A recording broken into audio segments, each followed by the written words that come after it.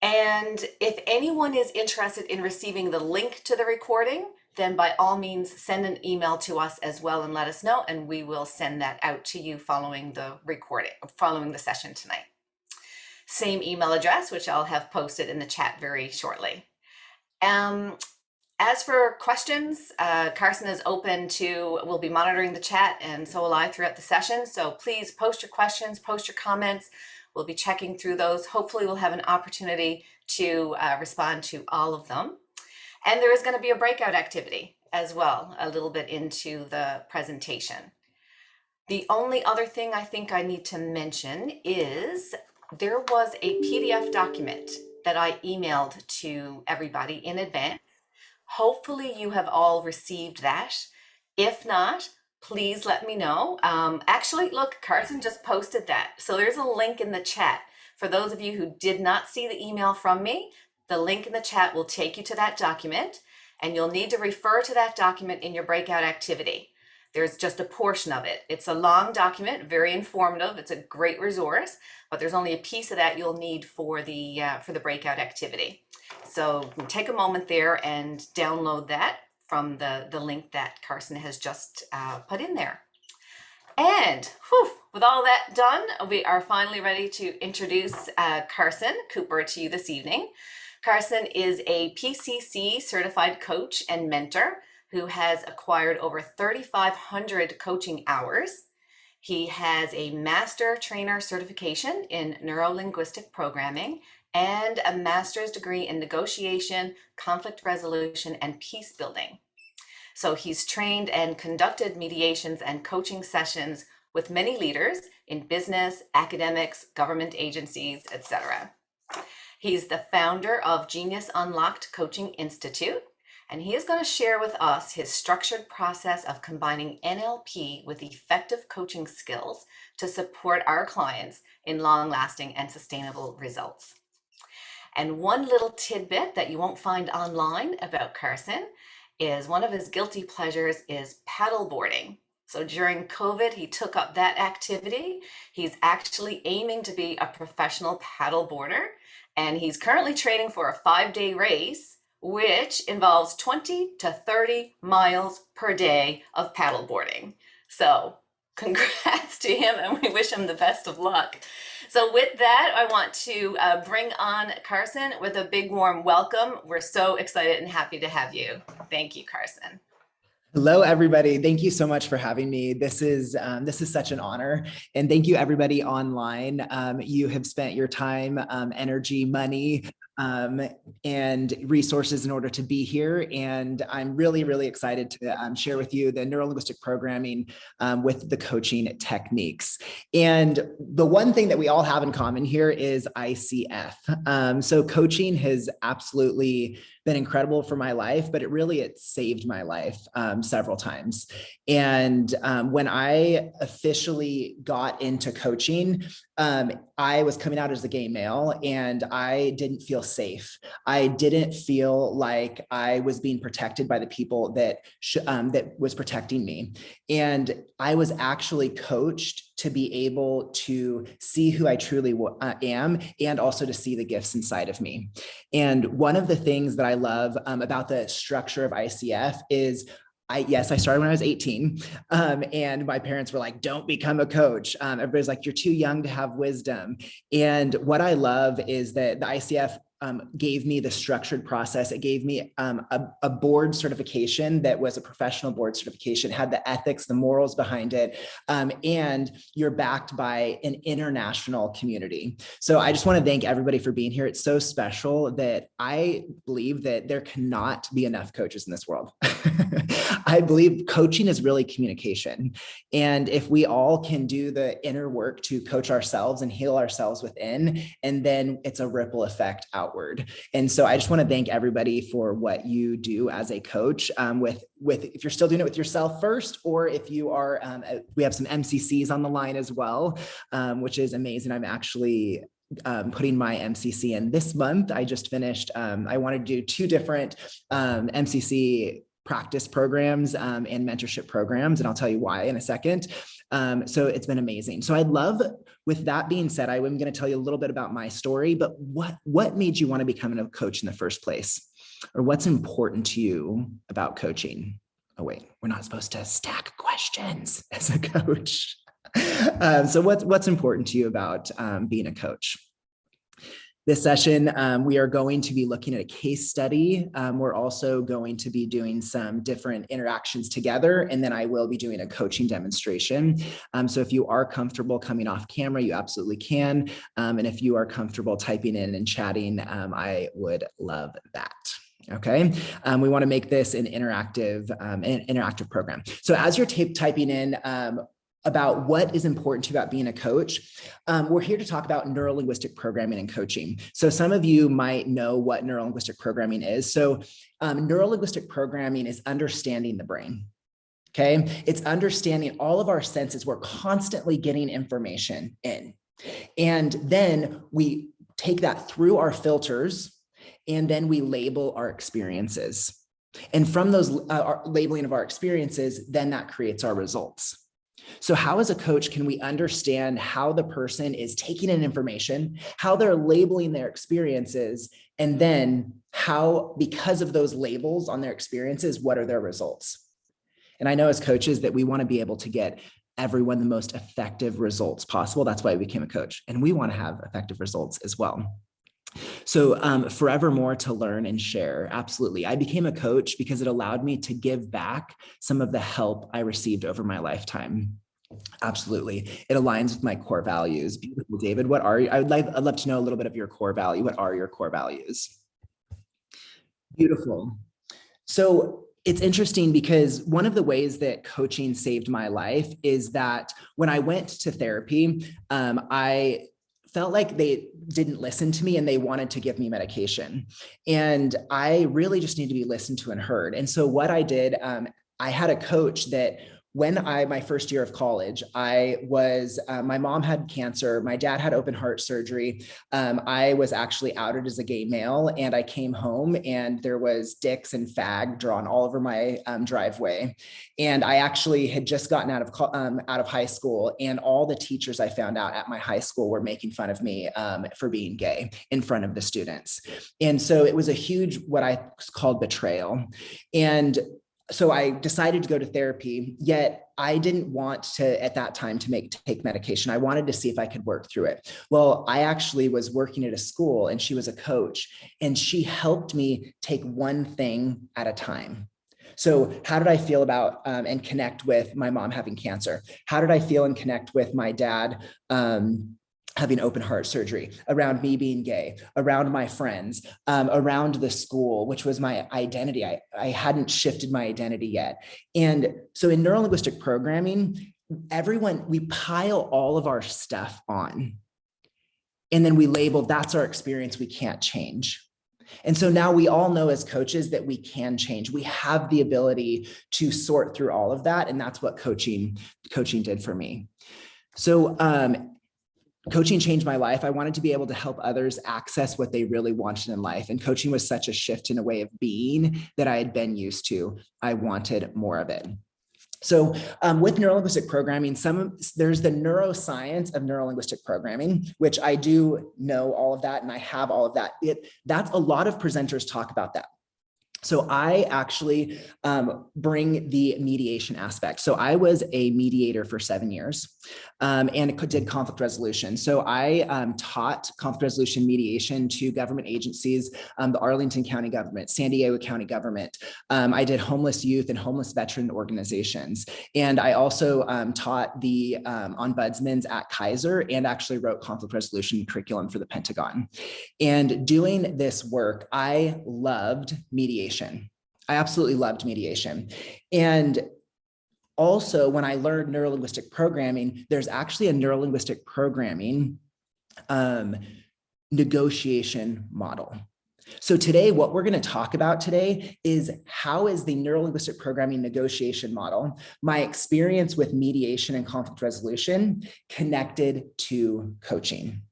So who here wants to be able to understand when their client has actually got down to the root cause? that's actually going to shift them. I had so many clients that would come with the same problem over and over. And I'd think it was done, but then it was just show up in a different area of life and then a different area of life.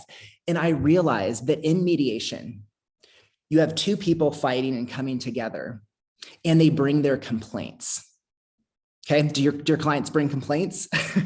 So that's what we call the presenting problem. We're going to be talking about that today.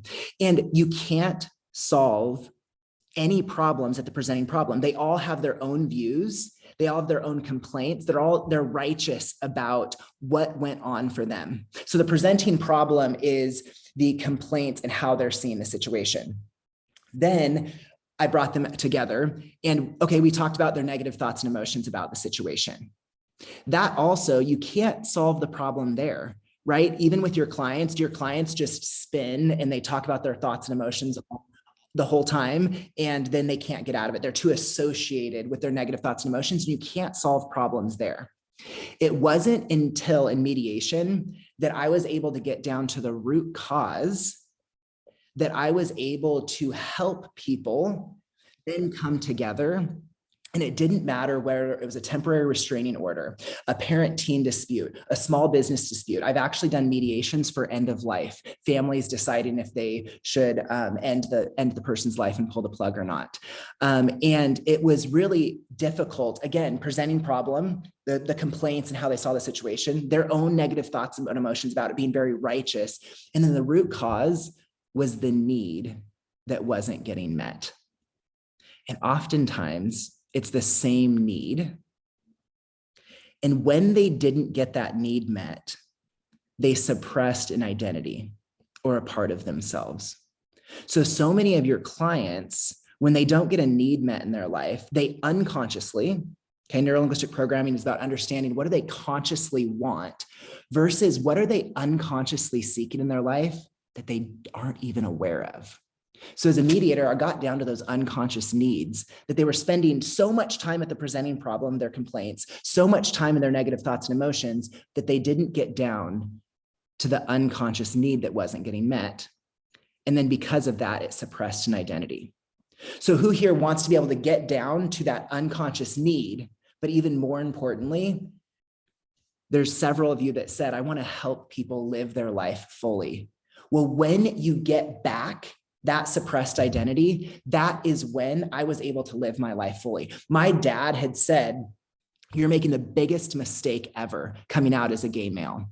You're making the biggest mistake ever coming out and being an entrepreneur, leaving the security of your 9-to-5 job at the National Conflict Resolution Center. And he also said it was the biggest problem ever. And I was ruining my life for getting a dog. And that would end up being the best decision ever too. He's healed the heart of me. He's healed a part of me. So coaching and my dog have been a huge part of healing. And what really happened is when you get down to that need, I was coached to release the resentment towards my parents. I was coached to release that betrayal and not feeling safe mentally, emotionally, and spiritually. And I was able to embrace my inner genius, my capacity to learn and grow. And so I have over 16 coaching certifications. I'm obsessed with how to teach coaching. I'm obsessed with how the brain works. And I actually left my master's degree because I wanted to go into coaching. Because when I was teaching negotiation, conflict resolution, you'd only be there for a day, maybe 4 days, and people would love the content, but then they wouldn't go implement it. So one of the reasons I became a coach was to help people build emotional intelligence. And so when you can help somebody understand their thoughts and how their thoughts connect to their emotions and how their thoughts and emotions connect to their behavior, and then that's how they get their results. When you build that emotional intelligence, that is when there's long-lasting, sustainable change. So just teaching conflict resolution wasn't enough. And so I know that over time, isn't it the best feeling in the world to see your clients grow, exponentially grow, because of the space you hold for them?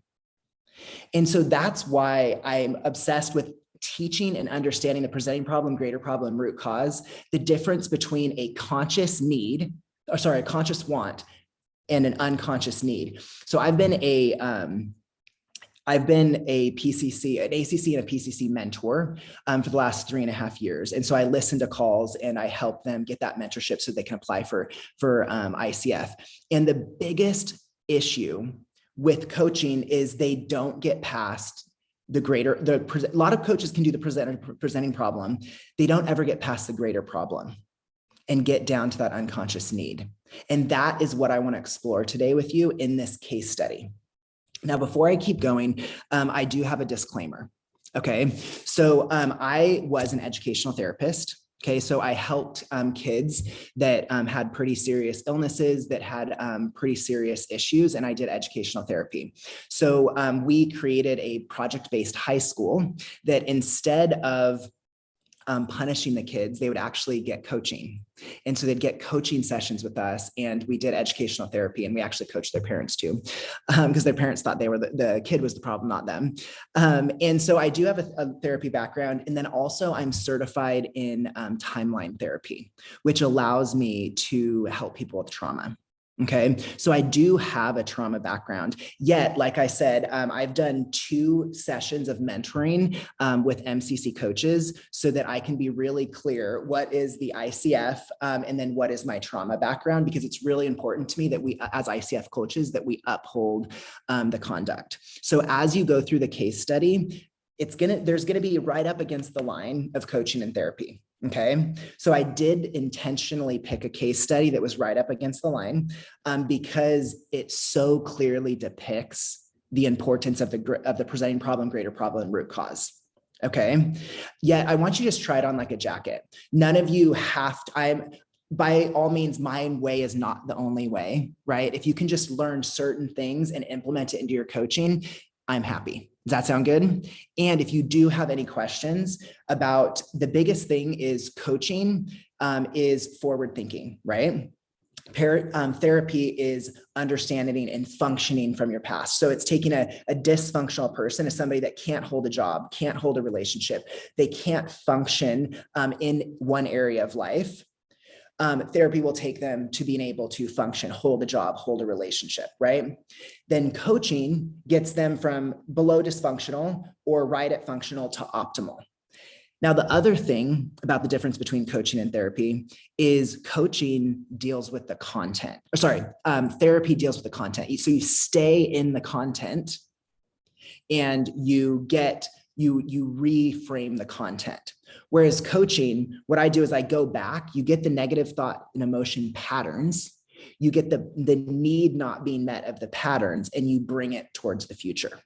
Okay, so I don't ask any questions particularly about the content, but I do go into the past to get the unmet need. I get the identity that was suppressed, and then I say, okay, how can you be and have that in the future? Okay, so that's the biggest difference between what I do and what therapy does. Okay, so beautiful, beautiful. Now, what the biggest thing in neurolinguistic programming is, again, understanding the brain. And so in your packet let me actually see, I'll share my screen. We're going to go over the different concepts that allow you to understand your client's brain better. Okay, so whether you understand the difference between cause and effect or not, you will after this program. And I want you to know, how does these cause and effect affect your questions? How do you know where the client is or not because of these terms? And also, when do you know that they're operating from a space of learning from themselves, or are they operating from the past? So in mediation and in conflict resolution and coaching, people bring their past in. So when are they coming from a space of disempowerment, and when are they coming from a space of empowerment? So effect. When somebody is in effect, there could be a victim of circumstance. They could be lack and scarcity. Okay.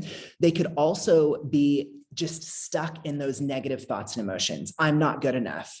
I'm not smart enough. I'm not pretty enough. Okay. They could be coming from they're hurt. Okay. They could be coming from their ego, righteous. I'm right all the time. Okay.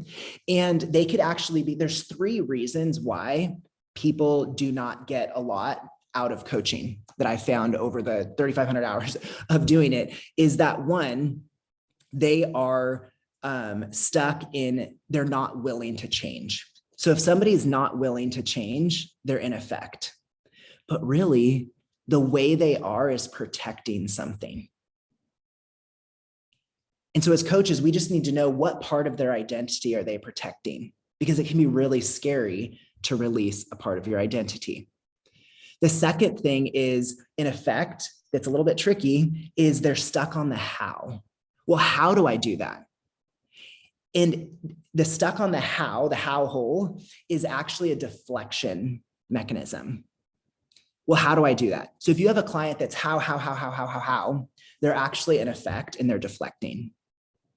Now, as coaches, we can get there, yet you have to get down to the unmet need, that root cause, and the suppressed identity. Then we have to go to a toward inspired action step, which we're going to talk about in a second. Okay. Then there's also, in effect, there's the hurt, the guilt, the shame, right? There's the lack of awareness, the unwillingness. They might be shut down in effect. Okay. They might be hiding something, but they also might be fighting and irrational and aggressive. The other difference in neurolinguistic programming that I want to bring, because in coaching, we talk a lot about limiting beliefs. So beliefs that are limiting what we want, right? What I loved that reframed my mind is that neurolinguistic programming taught me about limiting decisions. Okay, so limiting decisions are actually, I made a decision that being gay is bad. Okay, I made a decision that it's not safe to be gay. Then I create beliefs throughout my life that are evidence to this decision, that prove this decision right, because we want to be right. And our unconscious mind is the passive least resistance. And so it wants to prove it right. So being gay is unsafe. Then, well, I can't have relationships because I'm gay. No man will want me. No job will hire me because I'm gay. I'm never going to be masculine enough to be to have those friends. So all of my limiting beliefs are actually proving a limiting decision correct. So that is, we can reframe all limiting decisions all day long. But unless we get down to this limiting decision, then we're actually not going to solve the root of the problem.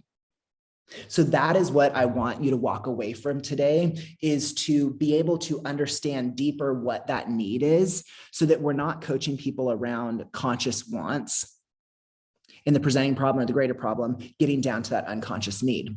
So the effect is when things are outside of themselves, they want things from outside of themselves, and they don't believe inherently that it's within them. Now, cause is a beautiful place to be. It is creativity. It's taking responsibility for our thoughts, emotions, and behaviors. It's being willing to learn, grow, and look at things new ways. It's willing to look at new perspectives. It's being flexible and taking an inspired action step. So it's like a scale, right? You could be 100% at cause, but you also could be 1% at cause. You could all be at like victim of circumstance with effect, like the world is against me, nothing's good's happening, or you could just be 1% at effect. And this isn't to blame and shame. This isn't to show your clients actually where they're at. It's to inform your questions. Okay, so in the case study, we are going to be looking at that. So what I'd like to do is, does everybody have the case study? Is there anybody that cannot bring up the case study? Is there anybody that cannot bring up the case study?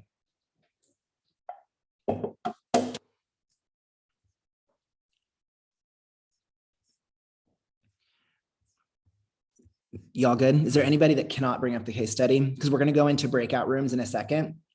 And I just want to make sure that everybody has it. Okay, y'all good? Okay.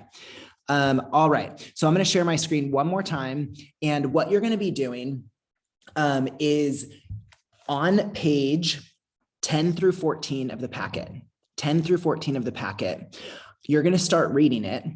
And you're going to pick out, where is she in effect? Blaming, shaming, justifying herself or others, negative thoughts and emotions. Where does she have skewed perceptions or judgments? Okay. Where does she have any of the negative thoughts and emotions that aren't serving her? Okay. Where is she wanting something outside of herself and she doesn't see that she has it inside of herself? Okay. So then the next thing that you're going to do. So the first thing you're going to find is effect. Okay. The second thing you're going to find is the presenting problem, greater problem, and root cause. Okay. And I will remind you of this again, but you're only going to read pages 10 to 14 for this first exercise. Okay. So the presenting problem is a surface level issue that is outside of the client, and it is not cross-contextualized. So what I mean by not cross-contextualized, it does not affect multiple areas of life. It's usually in one area of life that it's affecting them. Okay. So for example, my boss is controlling. This problem is outside of the client. And what is more, the client is not expressing how control or lack of control is showing up in other areas.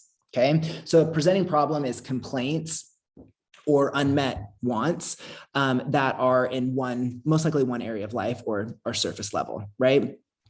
The presenting problem is covering up or hiding the greater problem or the root cause, and they also could be dissociated or disconnected or numb from what they're feeling. Okay, so now the greater problem is that it's the negative thoughts and emotions they're having about the situation. And the greater problem is usually cross-contextualized, that they have those negative thoughts and emotions in multiple areas of life. Okay, so I feel controlled at work, is what one of my clients said. So what comes up for you when you think about being controlled at work? I feel unappreciated, and I feel unappreciated. So then this person felt unappreciated at home with her kids and her personal relationships. So now unappreciated is cross-contextualized between multiple areas of life. Okay. So greater problem is usually in one area of life. Surface level problem, it's a complaint. A greater problem is negative thoughts and emotions. Okay. So now the root cause is a core emotion or limiting decision that shuts down a piece of their authentic self. It affects their personality. It affects their attitude towards life. It affects their values. So they actually shift their values and live in different values that aren't theirs because they're not getting this need met. Okay, so a root cause affects their attitude towards life, their personality, how they view the world. It affects their worldview and is a decision they made about themselves or the world, or it's a negative emotion that suppresses a part of their identity. Okay, so I'm going to go over a few examples. Again, on page 10 through 14, you are going to find where she's in effect, and then you're also going to find presenting problem, greater problem, root cause, and you're going to be in groups of 3. Okay, so you can have help. All right. So in situation 1, we have the presenting problem. I can't prioritize my calendar and I'm not making money. Okay, so not prioritizing the calendar and not making money is a presenting problem. It's outside of themselves. And it's usually like, oh, if I just fix my calendar and money, life will be amazing. How many of you had clients that they're like, oh, well, if I just fix this, life will be amazing? Well, I also thought that getting a master's, people would respect me. I'd be old enough and people would finally listen to me. I got my master's and I didn't feel any more respected or any older, and I had to find it within myself. And now so this is so empowering, because when you get down to the greater problem, feeling stupid and not smart, I released not respected. I released that. And then the root cause of not safe, worthless, inadequate, not capable, that was me. When I released that, I now, Genius Unlocked is 3.5 years old. I created a $1.5 million business with coaching in 3.5 years by affiliate marketing only, because I was able to get down to my root causes. And that is what I want you to be able to do with your clients and yourself, because it's possible. I went from making $40,000 a year, and then I quit that job, hired a coach, and within 3 months, I was able to replace my income. In 6 months, I doubled my income. In 8 months, I tripled my income. And then he hired me to start coaching other people. And then he hired me to start writing curriculum for coaching. Well, then guess what? He actually in 1 year made $1.2 million off my curriculum and didn't pay me because I didn't know anything about business. So I had to go through this coaching process of he's an asshole, presenting problem. Greater problem is people betray me. I felt betrayed. But at the root cause, I felt worthless, inadequate, not capable. But if I stay in the betrayed or stay in these, he's an asshole, I'm not going to get anywhere. Within 3 months, I launched my own business. In the first 4 months, I had $100,000. In month 5, I had a $40,000 month. And by month 8, I had a $155,000 month. So when we clear up these root causes, that is when we can transform our lives. Okay. So here is, and I don't say this to oppress you. I don't want to have ego around it. I just want to inspire you that it's possible. It is so possible. And I freaking love coaching. And that's why we're in a community of coaches to support each other doing that, Okay. So the second situation, so again, you're going to be finding the presenting problem, greater problem, root cause. The presenting problem is no one likes me and I can't get a relationship. Okay. No one likes me and I can't get a relationship. The greater problem is rejected or I don't belong and I'm alone. And the root cause is unlovable. Okay. So unlovable is that root cause that's affecting their worldview, the perception of themselves, their attitudes towards life. Okay.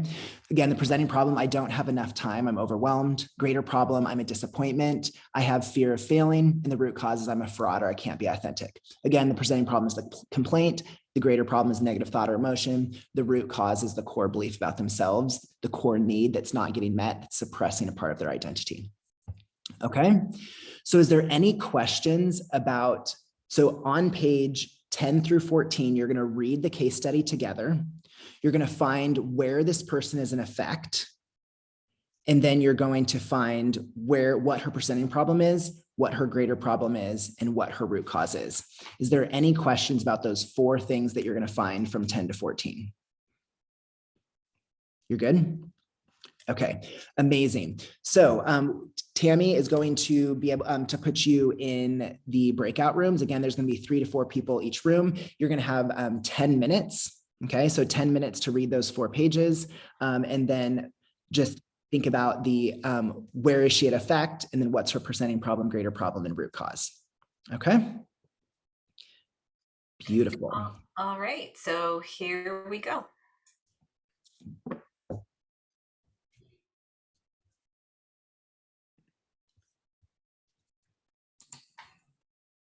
Different things, but it slows the process down to read it, and you can really analyze it together. So I'd love to start out with, so what were some of the areas that this woman was in effect? So you can either type it in or raise your hand, or, so what areas do you think this woman was in effect?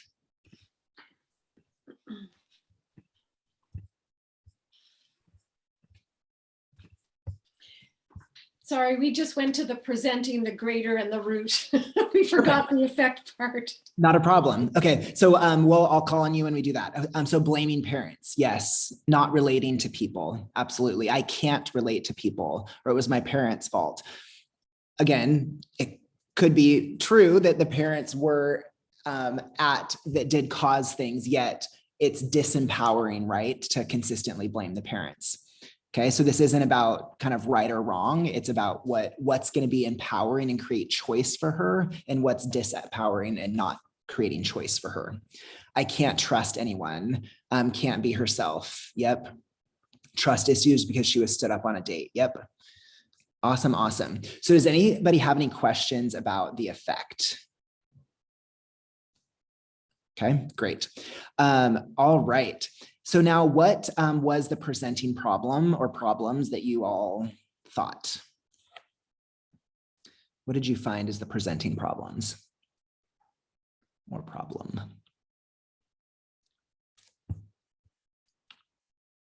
Wendy, did you want to? Something must be wrong with me.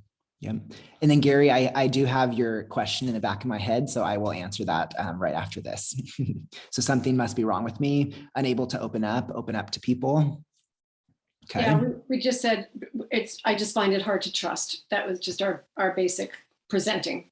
Yep. Beautiful. Yep. Can't open up to people, can't trust. Something's wrong with me. Yep. Great. Just a question too. She Yep. she made two really interesting comments. She said, one, I'd be happy being a hermit in the woods by myself. At the same time, I really want to work with people. And Yes. so those were like a dynamic pulling on each other. Yep. So if she's being a hermit, what is she doing? I think she's protecting herself from potential hurt. Uh-huh.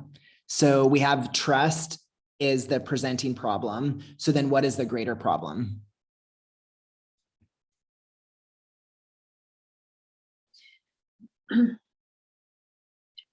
Well, the one we came up with was she can't be herself because of that internal conflict that Gary just identified. Yep. Isolation, alone. Absolutely. Hiding. Yep. Feeling alone and rejected. Yep. Absolutely. Okay. So there was also, so you'll find that when we read more that the hurt is a big one too. So the idea of associate and dissociate, associated means they're in the emotion, right? Dissociated means they're disconnected from the emotion. Okay. So as a coach, it's amazing. It's great to understand that, because if somebody's too associated, they can't get the learnings from the situation, right? Because they're too in the emotion. But if somebody's too dissociated, disconnected, they're numb, and then they can't get the learnings either. So as a coach, we need to get them enough into the emotions to be able to get learnings from it, but we need to be enough disconnected, dissociated from the situation so that they can see it as an observer, right? And one thing when I was coaching her and being able to see this is once she knew that she couldn't trust, she knew that she liked to isolate herself to protect herself. What was a new emotion that was an aha for her was the hurt. She's like, oh, wow, I didn't realize how hurt I was. So again, the presenting problem, they're dissociated. The greater problem is associated. And so because you can't read her tone, you might not have recognized that, but the hurt was, for me, I saw the most association in her and the most aha, and that was so unconscious for her. So that's also why we want to, what are they conscious about? And then what are they unconscious about? And we want to ask the questions around their most unconscious thing. And so what Gary came up with is that conflict is huge. Ask about that. Right? If you recognize that, we can make an observation and mirror back that conflict. Right? Beautiful. All right. And then the root cause. What do y'all think is the root cause or root causes? Now, I'm not sure if this is as root as you wanted us to go, but when we read the section about the high school prom, and then that paired with, with the parents, we just saw fear of rejection was just huge and could well be the core or the root of the trust issues. Yeah. Okay. Beautiful. What else? What else did y'all get?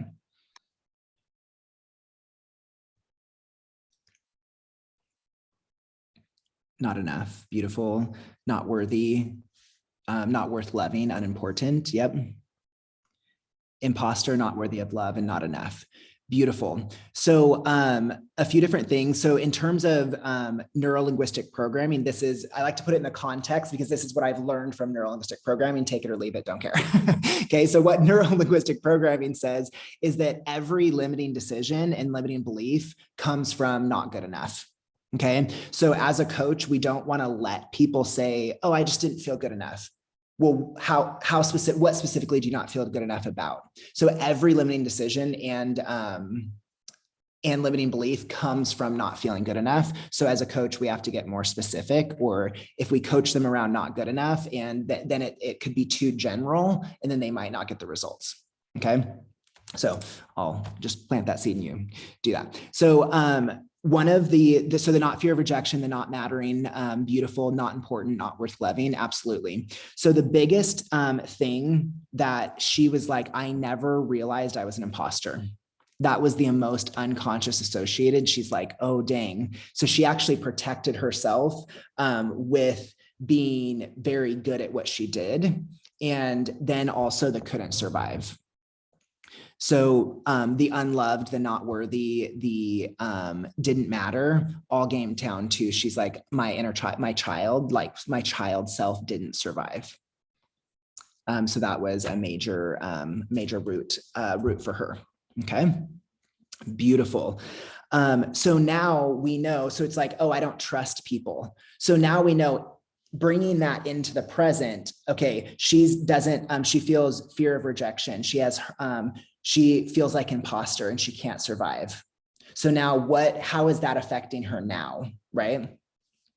So the next piece so does anybody have any questions about presenting problem, greater problem, root cause? Because now we're going to get down into the need, the unmet need, and the suppressed identity from the root cause. Because now as a coach, as you get down to the root cause, then my goal for you is to uncover the unmet need and the suppressed identity so that she can be and have those things now. Okay. Yes, bit of Brene Brown, shame. Absolutely. Absolutely. Great disparity in self-acceptance and desire to be relevant and important to others. Yep. And again, the relevant, important to others. And she even said, I think I want to be seen. Well, she wants to be relevant and important to others, which is still affect, right? Because it's outside of her. She wants other people to tell her she's relevant and important. She wants other people to love her, other people to see her. So that's still affect. So listening to hundreds of calls in the last 3 years of doing the mentorship coaching is some people are like, oh, I want to be seen or I want to be loved. And then they coach them to see and love. Oh, well, where have you been seen and loved? But it's missing the fact that they still don't feel it. Just because people have doesn't mean that they feel it and experience it. And so we have to go deeper down to the unmet need. So once we get to the root cause, we have to get that unmet need. I feel like coaches come back up and they go positive too quickly once they even get to the root cause. Okay, so that's another learning I'd love for you to take away. So Carson, are you saying in NLP that root cause is all not good enough, but fleshing out what face it is? Correct. Yes. So in NLP, they're saying that every limiting decision and every limiting belief stems from not good enough. It's all versions of not good enough. Correct. Beautiful. All right. So now the next part is the conscious wants versus the unconscious needs. Okay. So this is the big thing because so many coaches coach around the conscious want. Well, the problem with coaching around the conscious want is that one, it isn't away from. Okay. They want it because they've never had it. They want it to prove themselves. They want it to protect themselves. So when they fight to get this want, they're tired and exhausted and they never get it. Or they get it and then they still don't feel loved, don't feel protected, don't feel safe, don't feel all of this stuff. And so that's why it's so important to not believe our clients. Okay. So that's a little funny thing that I like to say, and I'm sure other coaches have said, is you don't believe your clients because they don't know what they don't know, right? About their unconscious needs that haven't been met, their unconscious desires and wants. Okay. So a want is something that again is in usually one area of life. And if they don't have it, it doesn't quite affect their life very much. Okay. Whereas an unmet need, it affects every area of life. It affects their attitude towards life. It affects who they are, their personality. It affects their worldview when they don't get this. So I'm going to share my screen and just show you in the packet. Again, you can refer to this if you want. So a need is something that's fundamentally important for their survival, and they require this need to be met in order for them to get what they want. And when I say survival, it's it's in a fundamental importance for their survival of their authentic true self, right? So some people, yes, it is like food and water or they won't survive. There is physical safety, but then others that have the physical safety and the food and water, it's a survival of their true authentic self, right? So this need to be met in order for them to get what they want. A want is something that they desire or something that would be nice to have. Not getting a need met affects all of their thoughts, emotions, behaviors, and attitudes toward life, or it affects how they perceive themselves in the world. Okay, unlovable, imposter, I can't survive. Well, why would you want to go connect to people if you couldn't survive as a kid, right? I'd want to go into the forest too. Not getting a want met may only affect one aspect of their emotions, thoughts, and behaviors, and does not drastically affect how they perceive themselves in the world. So a need is never dissociated or outside themselves. So if they say that that's what they needed, yet they're dissociated or outside of themselves, then it's not their core need. Okay. So for example, for others to hear me, for my parents to understand me, for my authentic self not to be wrong. Okay. These are common things that my clients have said. For them to have acknowledged me. These are outside of themselves and they need somebody else to give it to them. So you're almost there, but you haven't quite got down to their core need. These examples are outside of themselves and dependent on someone else giving it to them. A need, however, is always associated, so they can feel it in their body. Like dissociated, it's like reading a dictionary, right? That's how I remember it. And then associated is they can feel it in their body. Okay. So for example, safety, love, belonging, trust, authenticity, seen, heard, and understood. Now, seen, a lot of people, oh, I want to be seen. Well, what specifically do you want to be seen for?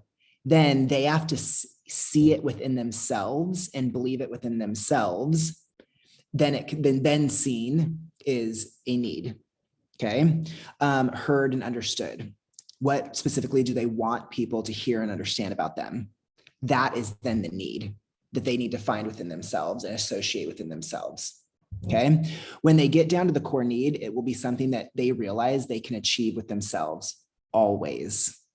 Okay. So I've taught this a lot, and the biggest pushback is here is like, well, not everything you can get yourself. Yes. And a core need, they will absolutely be able to get themselves, or they will be able to get to cause and creatively find the resources to get it themselves. Okay. Because again, the presupposition of coaching is that all of our coaching should increase choice. Right. And then also the other presupposition of coaching is that they have the answers inside of them. So if we don't believe that they can't get that need, then we're not living in our presuppositions of coaching. Okay, so any questions? So what I would like to do is a little activity before we dive into the packet. Okay, so what are some complaints that your clients come to you with? What are some complaints your clients come to you with?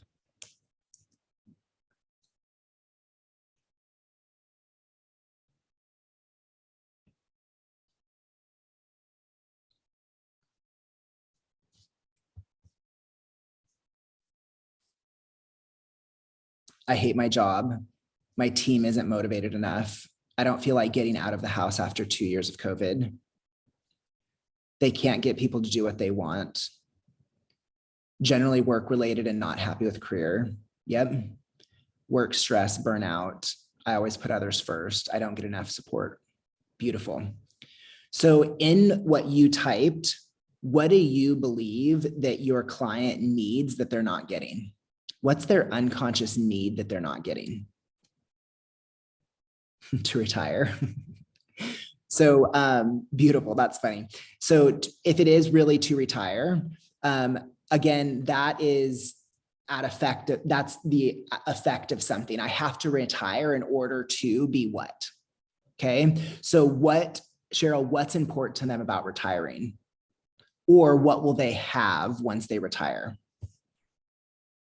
Security, self-confidence, beautiful. To be free or happy, beautiful. Okay, so they want to retire. Their core need is free and happiness. So as a coach, we want to coach them around freedom and happiness in their life now. and seeing it and experiencing it and believing it in order for them to have it. Right? Because if the only way they can get freedom and happy is to retire, they're at the effect of their job and they're not at cause. To be selfish. Yeah. Okay. I've retired and it's not what you think it is. Yes. Okay. So I have, so there's questions. Once you think you've gotten down to the need, the questions are, I did ask the lady these questions. So in neurolinguistic programming, you want to start off super broad to see where their brain goes. So it's kind of like holistic coaching. You don't always want to say, well, what would you feel? Or what would you know? Or what would you think? Right? Because people have they have their modalities of thought, and some people, they mostly feel. That's their first modality that they go to. Some people think, right? That's their first modality to go to. Some people intuit, or they just know things. That's their first modality that they go to. So the first question I'd like to say is, so when you're to be selfish, or when you have recognition or freedom, what do you have? So the word have in neurolinguistic programming, it keeps all of the options and choices open. So I always like to ask that first when you think you've gotten down to the need. So when you're free or happy, what do you have? When you have security and self-confidence, what do you have? When you're respected, what do you have? So then I take that. When you have that, what do you feel? Then I go into the feeling, because we have to associate them to their answer.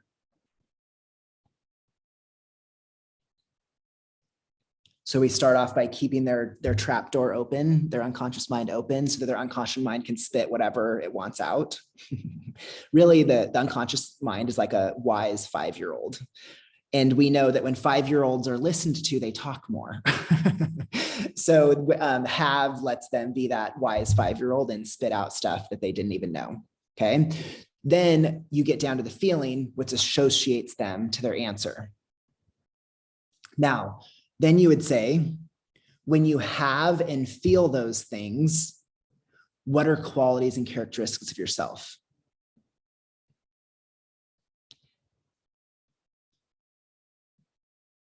What are qualities and characteristics of yourself? That is then getting the suppressed identity from the need. So when you have and feel that, what are the qualities and characteristics of yourself?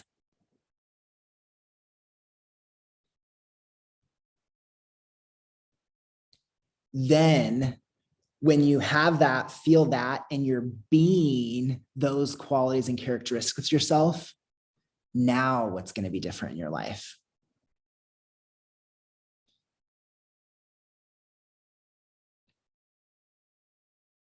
Then they can truly go to cause. Because if you ask the like freedom, selfishness, recognition, when you have those things, what's going to be different? They could still go down to effect, because it could be an away from. But if you get what they have and then what they'd feel, if the feeling isn't positive, then you have to go back and coach them more. Yet if they have it, they feel good about it, then what are the qualities and characteristics of themselves? That's what they suppressed because they didn't get the need.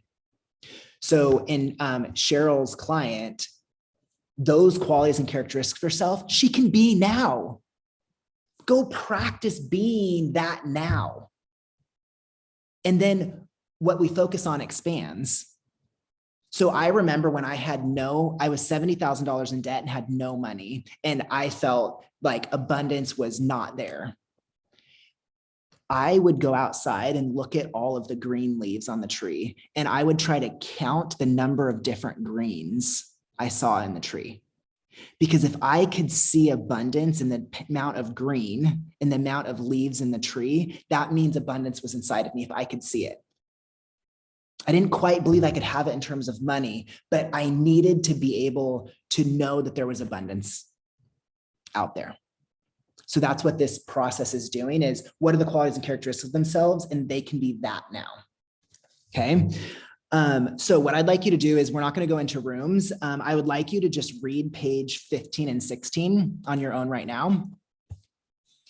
And I would like you to just find something that she wants, and then one thing that she needs.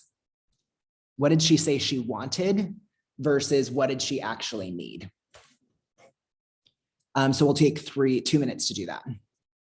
Actually, 3 minutes.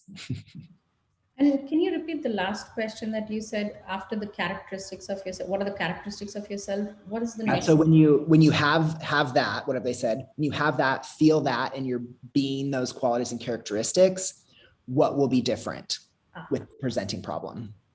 Awesome. Thank you. Yep.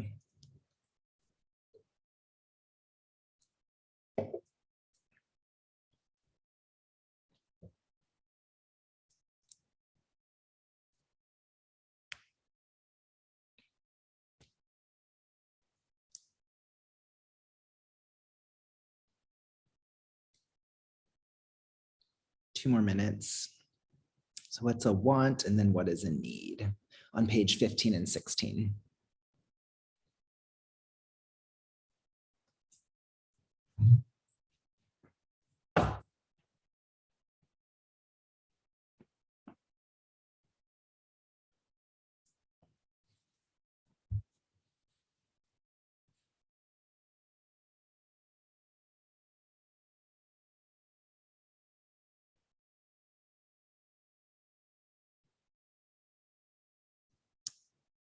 So if you're done, you can type in what is something she wanted versus what was her core need.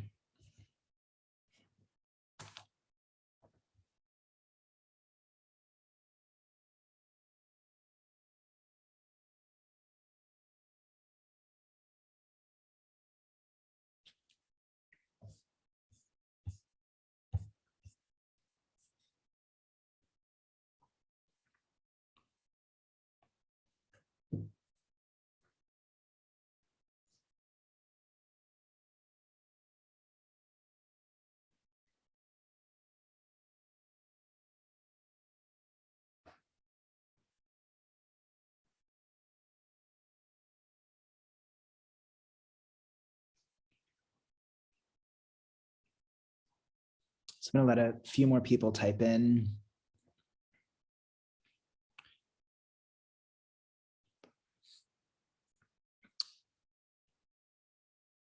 Okay, so yeah, so if you'd want to come off mute, or so what is her want and what is her need?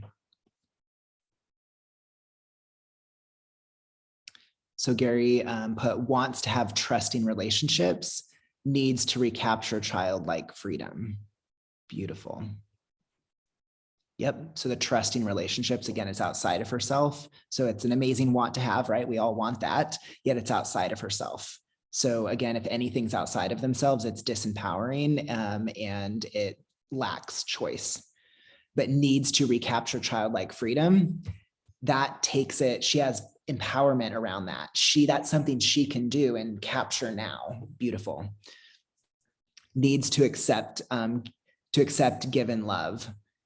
Yep. So yes, so love is definitely a need. And so now what I would ask, because again, needs to accept given love, that's still outside of herself, yet you're getting, so Juliet, what I would say is, what does she then need to love within herself? Which is that childlike creativity, that magic, right? That to be creative again. She deserves to love that magical creative self. Absolutely. Wants friends and loves, needs safety. Okay. So then once she has that safety, what will she have? What will she feel? What are qualities and characteristics of herself, right? Which is the magic and the safety. So do you see how we don't want to coach her around the love and safety? Those are needs, right? So now I want you guys, so we don't want to coach her around the love and safety. It's like, oh, well, where are you safe in your life? Or what does safety represent to you? Or what's your definition of safety and love? Yet when she has safety and love, what do you have? What do you feel? And what are qualities and characteristics of herself? She can take control of that. Because safety, they're like, well, I'm not safe with my husband, or, oh, my husband doesn't love me. Then they could just be in relationship that they don't have choice around. So even though, so I've coached people that this woman, you're all free from this, that was gang raped by 10 of her brothers and cousins. And she had went to a lot of therapy, yet what we got down to was what part of her did she suppress and stop showing the world? So I couldn't change any of that for her and with her, right? And we all have breaks our heart, yet she could take control over who did she stop being because of that happened. And then that changed her life. Okay. Beautiful. Wants friendship and loves. Okay. Yeah, awesome. Okay. So now the last thing that I want to go over is this difference between towards and away from. Okay. So, Tony Robbins he teaches this in a sense, but it's you're going towards pleasure or away from pain. Yet, yes, and that's a simple way to do it, yet it's so much deeper than that. Okay, so I am gonna, because you're all coaches and want to get to the deep stuff, I'm gonna teach it a little bit deeper. I'm not gonna just simplify it like that, okay? So when you're going away from something, it's your motivation. So why do you want love? Well, I want love because I'm alone, because I'm rejected. Then you're going to coach somebody to go after something that is tiring, exhausting, and it's going to be a dead end. So we want to coach people toward what they want, not try to coach them toward something that they don't have, that they have negative thoughts and emotions around. Okay, so money by itself is not a toward and away from. But if you want money because you're broke or to prove to your parents you're good enough, that's an away from. That's tired and exhausting. If you want, so then you have to get that unmet need and you want to get that identity back. Then from the unmet need and identity, what do they want? They want passion, they want connection, they want love, they want to heal the world, to leave a legacy. So then you're coaching them towards that in their new want and need. Okay, love. Love by itself isn't a toward away from. It's what their brain is labeling love. I want love because I'm alone. I want love because I've never had it. Versus I want love because it's a natural human phenomenon that we all deserve, because it's passion and connection and creativity and all of this stuff. Okay, health. Again, by itself is not toward or away from. It's what our brain labels health. I want health because I'm fat. I want health because my shoulder, I've dislocated my shoulder a ton. I want health because that's the only way I'll be able to give a man. That was me, right? That's an away from. Okay. Then I got a nice body and then I was like, oh wait, I still don't think people want me, right? So all away froms are effect.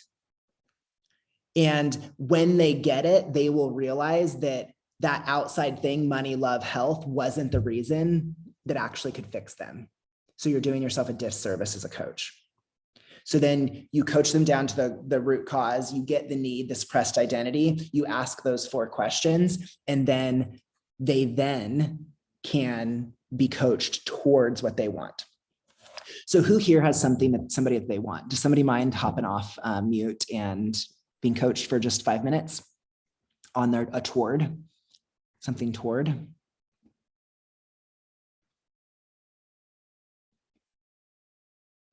I know, a little scary, right? I can go. Yay, amazing. Susmita, am I saying that right? Susmita. Okay, beautiful. Can you say it one more time? Susmita. Susmita. Okay, beautiful. Thank you. All right. So Susmita, what is something that you want or desire or is important to you? Improve my health. Beautiful. So what's important to you about improving your health?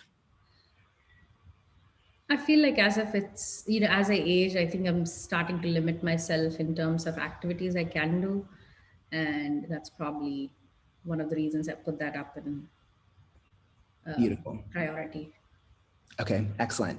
So when you think about being limited in your health, what are your negative thoughts and emotions? Ending up with knee pain. I think that's something like or joint pains and things like that, almost like the extremes of it to a certain extent.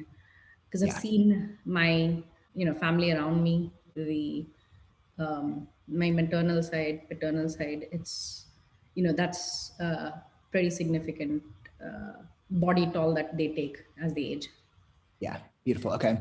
So so it's family, and you've seen other family go through it and have the joint pain, the knee pain. And so now you're like, I'm limited because of this, and I don't want to be limited. I want to have I want to improve my health, so I'm no longer limited by this. Right. Beautiful. Okay. So what specifically are the negative thoughts and emotions because you're limited and you have knee and joint pain? It's almost like I have to be dependent on someone at some point. So that dependency aspect of it, so it takes away from my independence, the freedom. Yeah. So you feel dependent because you're limited, and so you don't want to feel that dependent. So what do you want to feel instead of that dependent? Free will in terms of what I can do, cannot do, where I want to stay, Yeah. how I want to live life after, the 9 to 5 jobs kind of a deal. Okay, so now it's like you're 9 to 5, you want that freedom. So now again, we're getting to the more cross contextualized. You want freedom, independence, and in lots of different areas, right? Right. And 9 to 5 is just a reference in the sense of eventually when I do retire, it's like that to me, this is post-retirement is when this will happen. So in terms of being limited and dependent, what do you need that you're not getting? I think it's a lot of what do I need? I guess the energy. I mean, at this point, it's probably the energy to carry on with, the task. And I feel like that's probably like, oh, maybe I'm aging too fast. And it's like, it's around the corner. So when you have energy, what do you have? When I have energy, I have the capacity to do a lot more. It's almost like all that I have in my head, pretty much. I have the power to realize all of that. Yeah. Beautiful. So when you have energy and you're living in that capacity and that power, what are qualities and characteristics of yourself? I am in a place of, I think it's, I feel like it's almost like that true happiness of, you wanting to, do what you want, able to serve others, because there's so much that you want to do for yourself, but then there's also you want something that you want to do for others as well. Yeah. So when you're in your true happiness and you are serving others, what are qualities and characteristics of yourself? I feel, I feel like I've done. It's almost like I've done something good. My being on earth is almost like it's. I guess I've now got a purpose of it. So I want you to take that inside for a moment. That serving others and that beingness. Mm-hmm. What are qualities and characteristics that you're being when you're serving others and you're in your true happiness?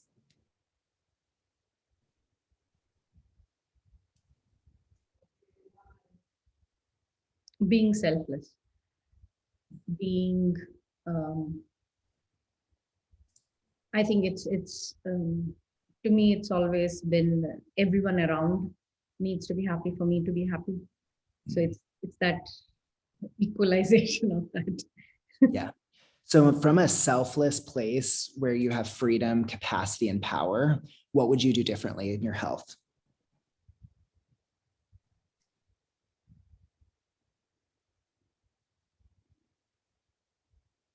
Probably focus on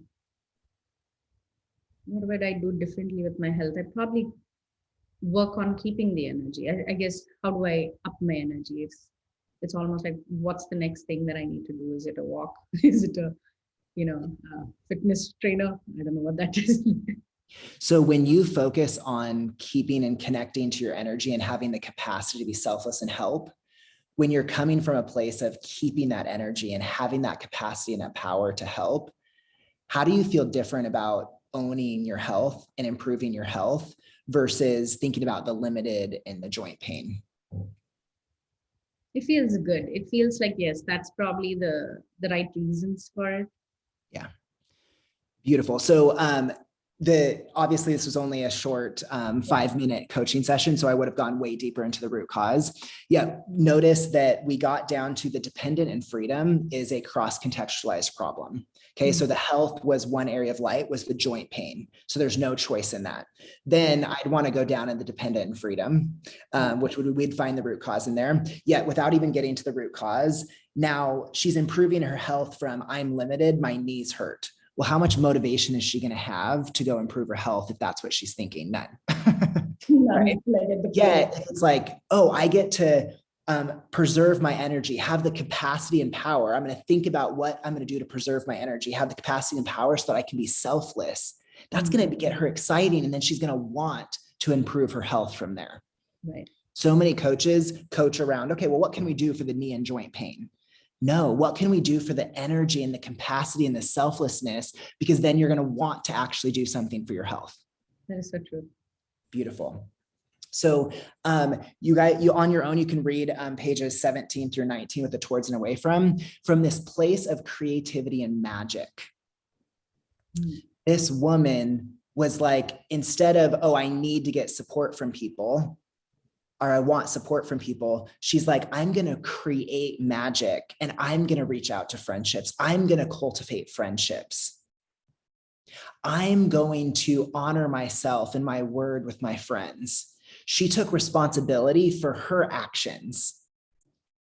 And that is the toward that I believe if all coaches could get down to that need, get past that suppressed identity, and then coach their clients toward what they want, we can transform our lives and then create that ripple effect. Okay. So what if at all questions do you have in the last couple of minutes? What questions do y'all have about this process? And thank you. That was amazing for you to hop on, even if it was just for 5 minutes. That was really cool. Thank you. That was beautiful. So one of the things Gary had asked me if while you're typing any of the questions is, was it really just my mindset shift in how I made all of that money? So yes, and once I had the mindset shift, every coaching tool that I was taught, I went out and did it with 50 people as fast as possible. Before, I was afraid to ask people to coach. If I didn't get any result and they thought I sucked, or if they didn't, then I'd stop. But because I was coming from this place of understanding my need, understanding that my mission on this earth is to create a sacred space to help people heal the most vulnerable judgments of themselves. Nothing is going to stop me from doing that. So every new technique, I went and did it 50 times. I took a sales course and I studied every single line and applied it to my thing. So yeah, I went out and did the inspired action steps.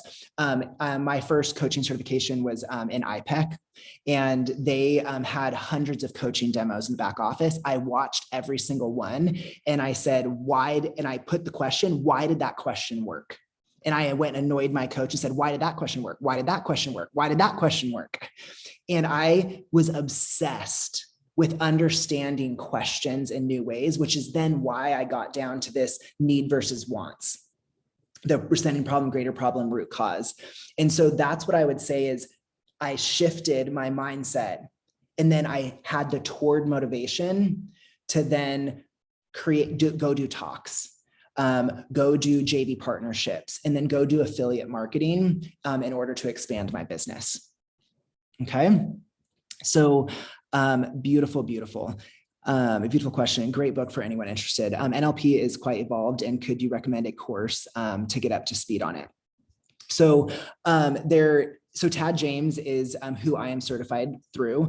I do certify people if you're interested, but that's totally fine. So one of the things that I would like to offer all of you is is just a free booklet on more information on NLP and on this process.